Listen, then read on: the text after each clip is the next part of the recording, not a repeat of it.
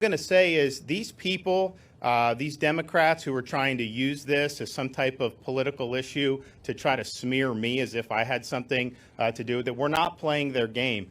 Some jackasses, doing this on the street. First of all, state law enforcement is going to hold them accountable because they were doing stuff on the overpass. So they're absolutely going to do that, and they should do that.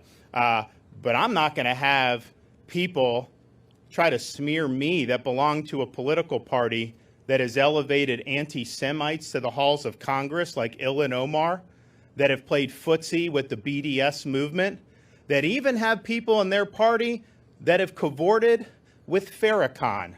No, we're going to take our record in Florida and what we've done, sign the strongest anti-Semitism bill in the country. We've stared down companies who were indulged in BDS like Airbnb, and we've won. We've provided record funding for Jewish day schools, and we've had the strongest relationship between Florida and Israel than we ever had in terms of education, business, all these tremendous things that have happened since our state visit in 2019. And so they try to play games to try to politicize. Why would they do that?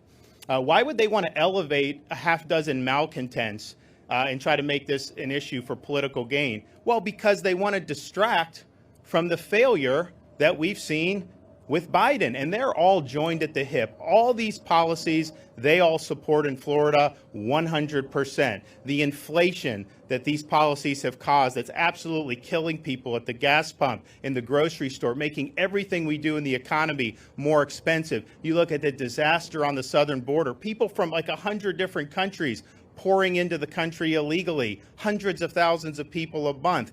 They support those policies. Those are bad policies. You look at the crime throughout the country that's really spiraling out of control because of soft on crime policies. We're not going to let that happen in Florida, but that is something that they're tied at the hip with. You look internationally, how our country's been humiliated, how these other problems are happening, all because of the failure of leadership. And so that is what they're trying to avoid.